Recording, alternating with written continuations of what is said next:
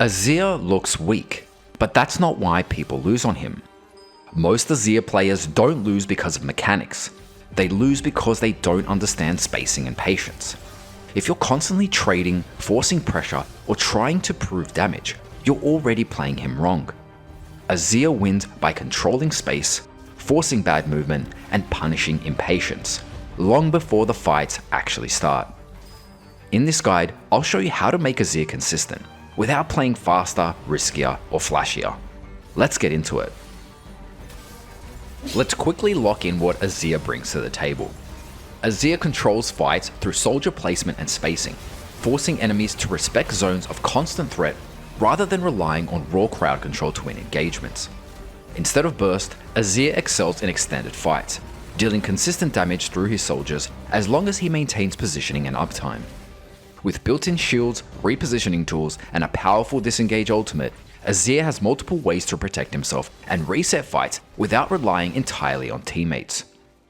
From precise soldier placement to timing dashes and ultimates, Azir rewards players who master spacing, mechanics, and fight control at a high level. Even if the early game is unstable, Azir scales reliably into mid and late game, becoming a consistent damage threat and a central win condition in structured fights. Of course, those strengths come with real trade-offs, so let's break down Azir's weaknesses. Azir is extremely fragile, meaning a single positioning mistake or mistimed dash can get him instantly deleted. Azir is heavily mana dependent early on, and inefficient spell usage can quickly drain his resources and shut down his lane pressure.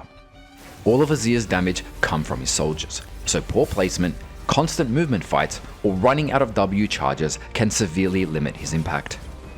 Azir's engages require committing his dash and ultimate, and if enemies flash or disengage, he's often left deep and vulnerable with no escape.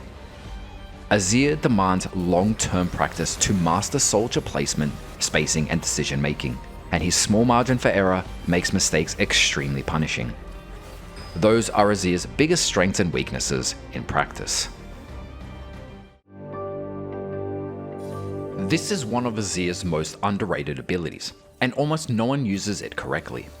Azir can resurrect destroyed turrets, creating a temporary tower that deals damage, grants vision, and functions like a real defensive zone. Most players drop it randomly on cooldown instead of using it to secure space or force fights. Use it when sieging or side laning to create a safe zone where enemies must fight you and the tower. It's great for turtling and extending games, even when behind. Minions killed by the tower still give gold and experience, making it strong for safe farming and baits. Most players think this is where Azir's damage comes from, but that misunderstanding is exactly what limits his DPS. Q repositions your soldiers, damages and slows enemies, and sets up your real DPS. The mistake is using Q for quick poke damage instead of positioning soldiers for autos. Use Q to slide soldiers through enemies, apply the slow, then step up and auto as much as possible. That's where the damage comes from. Q isn't about hitting, it's about forcing movement. Place soldiers behind enemies, not in front. If they walk through the soldier, you get 2 or 3 autos instead of 1, and that's your real damage. W is the ability that defines Azir. If you don't understand W, nothing else in his kit works properly. W summons soldiers that auto-attack for you, provide vision, and act as the anchor for all of Azir's damage, spacing, and mobility. The mistake is dropping soldiers randomly without thinking about spacing, threat range, or where the next fight will happen. Place soldiers to control space first, not just poke. Good soldier placement decides where enemies can stand, where you can fight, and how safe you are. Soldiers grant brief vision, so you can reposition them with Q to check brushes, over walls, or scout objectives in risky situations. This is your primary wave clear, but only if soldiers are properly aligned so they hit multiple minions at once. For maximum damage, stack soldiers in a small area. Multiple soldiers can attack the same target, massively increasing DPS. This is Azir's safety net. Once E is down, you're completely exposed. E dashes Azir to a soldier, dealing damage along the path and granting a shield when he arrives. The mistake is using E casually in lane for extra damage or poke.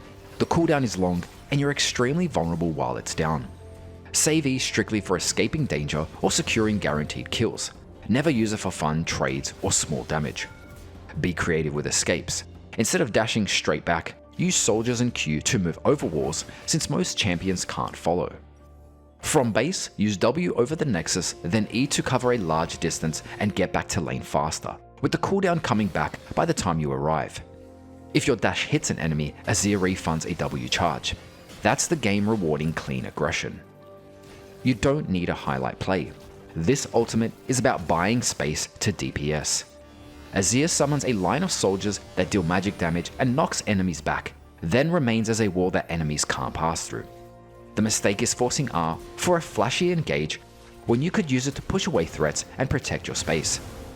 Use R to peel, split enemies in a teamfight, or knock them back into your tower during lane. Azir's R can lock enemies out, or inside, of Dragon and Baron pits, making it high value even if it doesn't hit champions directly. Most players aren't aware of this, but his ultimate covers area slightly behind him. This catches enemies off guard. In certain situations, you can even knock enemies over walls, even some of the thicker ones. Max W first. It's your highest damage tool, your main wave clear, and the core of all your poke and sustain DPS. Max Q second. It improves soldier repositioning, slows and uptime, letting you apply that damage more consistently in fights.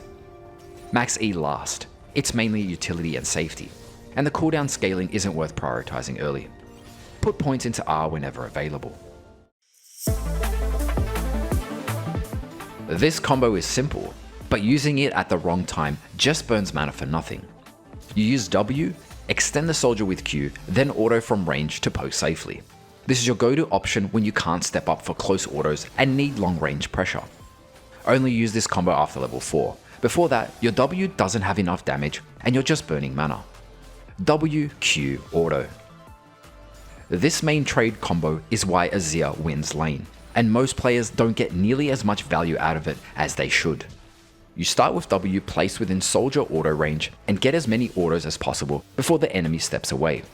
Follow with Q to reposition the soldier and apply the slow, then continue auto attacking for as long as they remain in range.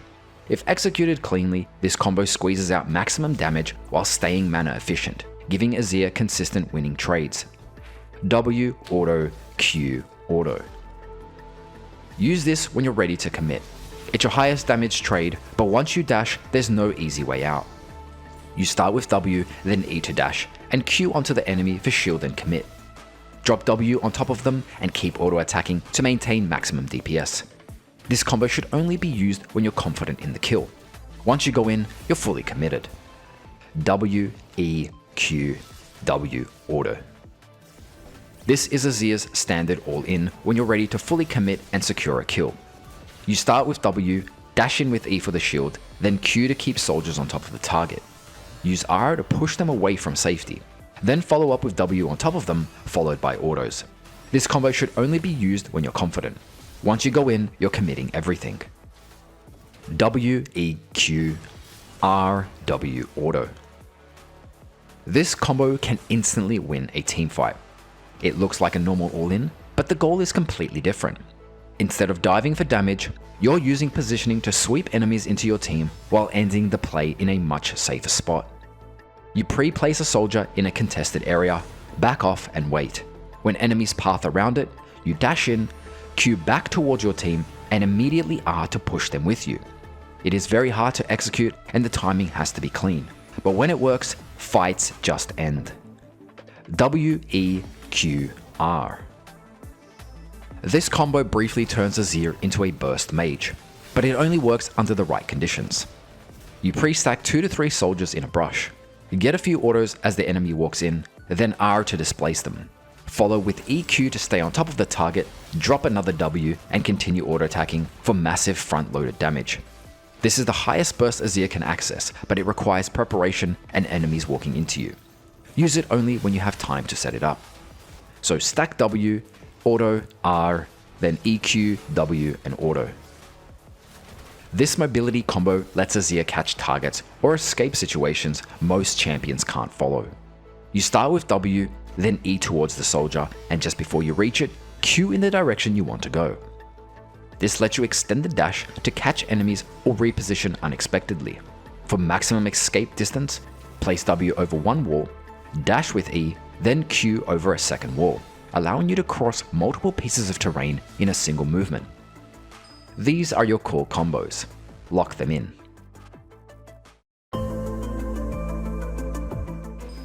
Your main keystone is Lethal Tempo. It synergizes perfectly with Azir's kit by massively amplifying his attack speed, letting him fully capitalize on soldier autos and sustain DPS in extended fights. Lethal Tempo is your keystone every game. For the second page, you're choosing what problem you want to solve. Resolve for safety, Sorcery for scaling, Inspiration for utility and faster items. Start every game with Doran's Ring and 2 health potions for mana sustain, lane stability, and early trading power. This is Azir's core spike, Nash's Tooth, Sorcerer's Shoes into Shadow Flame. Once these are complete, Azir fully comes online. Your soldiers hit harder, faster, and every trade starts to stick. Nash's Tooth boosts attack speed and on-hit damage, directly scaling your soldiers, while Sorcerer's Shoes enhance your magic damage against squishier targets. Shadow Flame gives you the first real AP spike, letting your damage actually finish targets instead of just poking them. Shadow Flame doesn't have to be the second every game. The key is hitting this AP spike. Any strong second item works here depending on the game. Liandry's Torment is the best option into tank-heavy compositions to shred high health targets over time. Rylai's Crystal Scepter is great when you want extra kiting and control, especially into champions you can consistently keep at range. Dusk and Dawn is an option when you want more ability haste and consistent damage, especially into comps that keep repositioning, where extra casts and on-hit pressure matter more than raw burst. Rabadon's Death Cap if you're ahead and want to massively spike your damage. Zhonya's Hourglass is excellent for risky plays and advanced combos. It lets you commit, then buy time while your team follows up. Great for tower bait plays too. Finish your build with Void Staff to deal with magic resistance in the late game. Mercury Treads are a strong defensive choice against heavy AP damage or crowd control, especially when getting locked down is your main threat. Banshee's Veil is great into specific abilities that can stop you from playing the fight properly, giving you a spell shield to safely position and start dealing damage. Flash is your primary summoner spell for extra escape, repositioning, and enabling aggressive plays when opportunities open up. Teleport gives you safer laning, stronger side lane pressure, and the ability to join fights or objectives instantly when your team needs you.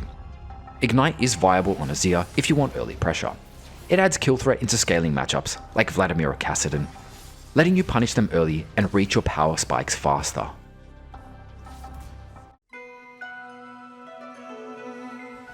Early game on Azir is about patience and efficiency, not forcing damage. You're strong, but only if you play around soldiers and spacing.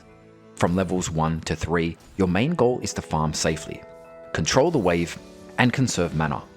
Use W autos to last hit and harass when enemies step up, but don't spam Q unless you're getting real value. Early mana matters a lot. From level 4 onwards, your soldiers start to hurt a lot more. Look for safe poke and main trade combos. Look for short, clean trades, then back off. Azir wins lane through repeated small advantages, not all ins early. Hold E defensively. If it's down, you're extremely punishable by ganks and dashes. Once you have enough mana and a couple points in W, you can start poking more confidently and pushing waves faster.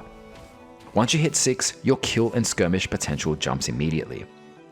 If the enemy oversteps, you can push them off the wave with R, force them into awkward positioning, and stay on top of them with soldiers for a clean kill.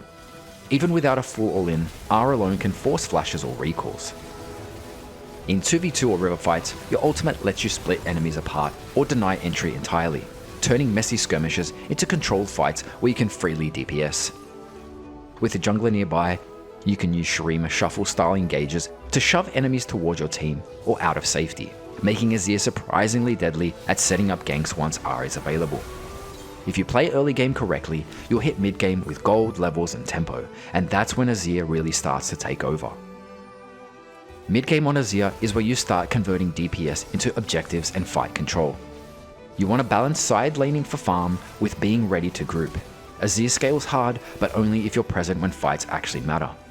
Use side lanes to pick up extra gold and pressure towers with your attack speed. Then join your team with teleport if a fight breaks out. Always be there for Dragon and Baron setups. Azir's sustained damage makes him extremely valuable on objectives, even before full items. In teamfights, your priority is consistent damage and positioning, not flashy plays. Hit whoever is in range, even if that means starting on tanks. Sustained DPS wins fights over time. If divers threaten your backline, don't hesitate to peel with your ultimate, especially for your ADC. If enemies clump or miss position, you can look for an aggressive shuffle, but never force it. Azir wins most fights by staying alive, controlling space and DPSing relentlessly, not by gambling on one big play. Before fights even start, use Azir's range to poke. Chipping enemies down, even over walls, makes the fight easier before it begins. If you have a reliable frontline, you should almost always look to teamfight. But when your team is behind or lacks a frontline, side laning becomes essential to safely scale and create pressure. If you play mid-game patiently, farm well, and show up to objectives, Azir becomes a nightmare to deal with as fights drag on. Once you complete Rabadon's Death Cap and Void Stuff, Azir becomes a true game-ending threat. Your damage is insane, your sustained DPS melts frontlines, and you're one of the strongest lane game champions in the game when played correctly. At this stage, fights are decided by positioning and uptime. If you're alive and hitting, you can completely take over. If your team is behind, focus on wave clear, turtling, and keeping the game alive. As long as the Nexus is standing, time is on your side. Azir only gets stronger. That said, nothing about Azir becomes forgiving. You're still squishy, and one mistake can end the game instantly. Stay disciplined with your spacing, hold defensive tools, and don't overforce flashy plays unless the setup is perfect. Late game Azir wins by staying alive, controlling space, and DPSing relentlessly, and again not by gambling on a single engage. If you position well, respect threats, you can solo carry fights and close out games from here.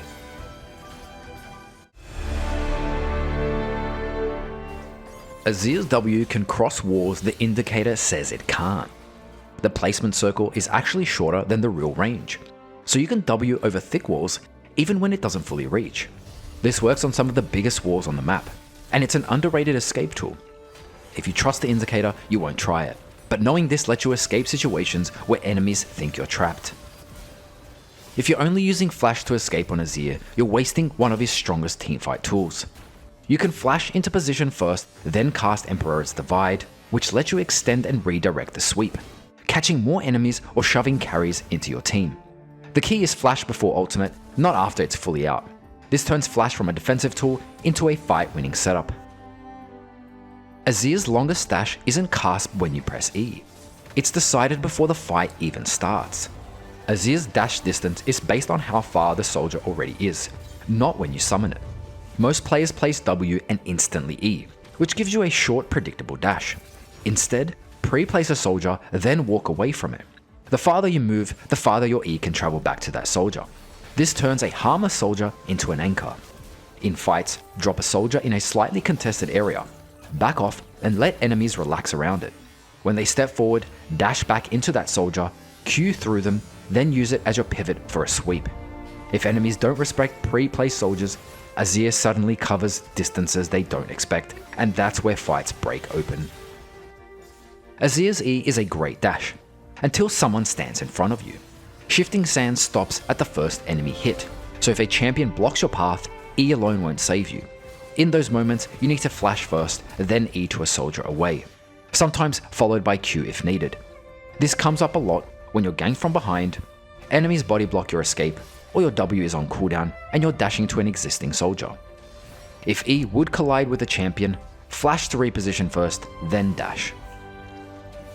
One of the most common Azir mistakes is ulting enemies out of your own damage. A lot of players ult when a soldier is already hitting the target, and their knockback pushes them out of soldier range. The fix is simple, keep one W ready. Place a soldier where they're about to be knocked into, not where they were. While they're airborne, you also get one free auto attack. That's damage most players miss. If you don't plan your ult follow-ups, you're trading control for lost DPS. You don't always Q to extend your dash. Sometimes you Q to extend your poke. In your WEQ trade, Q is used during the dash to land on someone. But for long range poke, you do the opposite. E to the soldier first, let the dash finish, then Q after to reposition the soldiers and poke from a much farther distance than your original range. You're not trying to land on them, you're using E to close distance, then Q to poke from safety. The important trade-off, E is your main escape tool and has a long cooldown, so only do this when you're completely safe. Used correctly, this lets you pressure from ranges most players don't expect Azir to reach. Most Azir players rush back to lane in the fastest way possible, and it quietly ruins their early game. You've seen this everywhere, W over the Nexus, E dash, then Q mid dash. And yeah, it looks clean, it's fast, but look at your mana bar.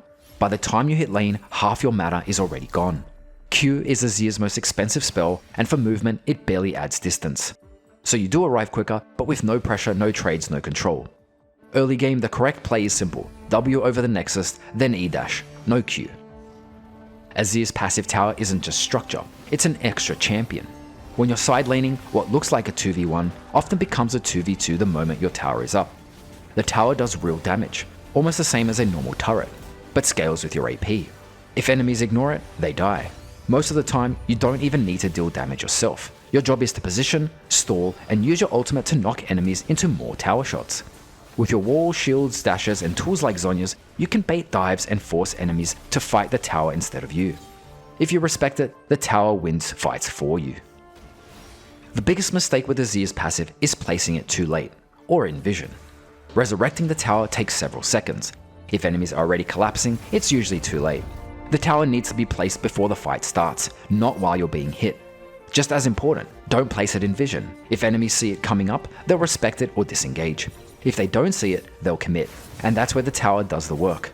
Plan the tower early, place it unseen, and fight around it. This is a small mechanic that can quietly lose your kills if you don't know it exists. When you have an even number of soldiers, especially 2, they can interfere with each other when you Q. Instead of one soldier reaching maximum range, both soldiers try to stay evenly spaced, which can shorten their effective poke distance. That means your Q can fall short of your cursor, even when it looks like it should hit. You'll notice this most when poking at max range with 2 soldiers active.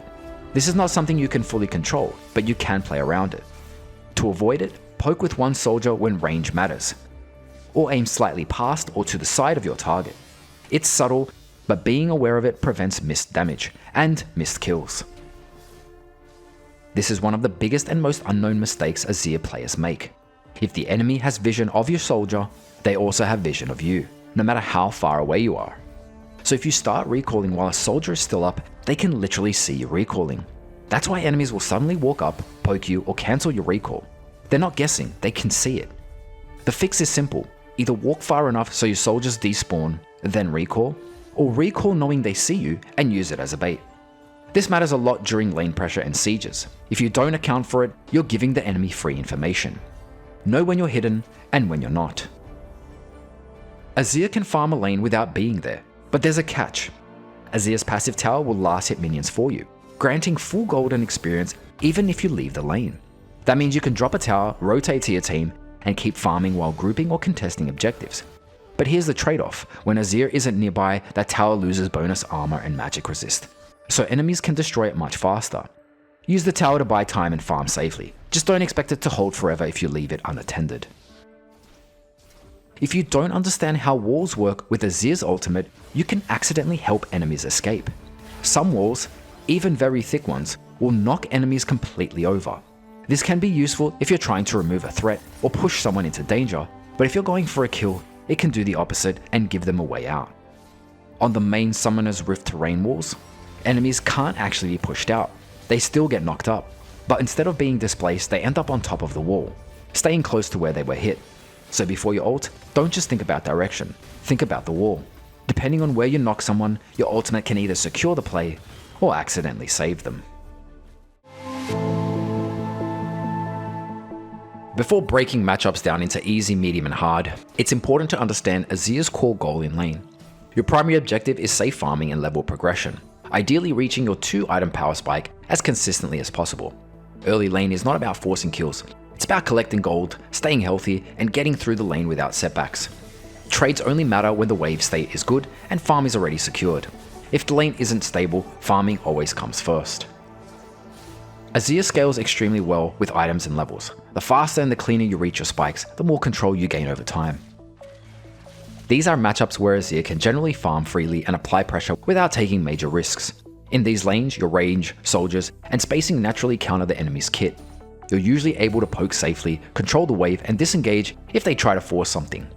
Even when enemies look for trades, you rarely need to hard commit. Azir thrives by chipping away, resetting space, and staying disciplined. Mistakes are more forgiving here, and you're often in control of the lane tempo. Medium matchups are skill dependent and situational. These lanes often involve skill shot trading, wave control battles, champions that scale similarly or slightly better than you. Some of these lanes can feel easy early on, others become harder later. Execution matters more than matchup labels. Dodging, spacing, and wave management usually decide who comes out ahead. You don't need to win these lanes aggressively, going even is perfectly acceptable. Hard matchups are champions that disrupt your ability to farm safely. This can be due to heavy long-range poke, high mobility or burst, strong all-in threat, and pressure that forces you off the wave. In these lanes, your goal shifts from winning to surviving. Key principles for hard matchups. Take teleport when possible. It massively reduces punishment. Avoid extended trades. Short trades only when the wave allows it. If you take a bad trade, reset immediately. Back, TP, and keep your CS up. Prioritize farm over damage. Kills are not required. Ward early, track roams, and ping missing relentlessly. If you exit laning phase even or slightly behind, that's a win. Discipline matters more here than mechanics. Don't stress if some matchups feel uncomfortable or you fall a bit behind early. Azir isn't designed to dominate every lane early on. He's designed to outscale through consistency. As long as you're not dying and you're keeping your farm respectable, you're doing your job. These lanes reward patience, restraint, and decision making. Stay calm, stay alive, hit your items, and Azir will do the rest.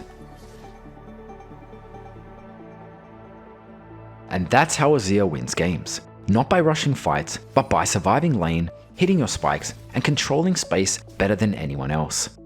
If this guide helped, consider subscribing for more champion guides like this. I'm Zeus, and I'll see you in the next one.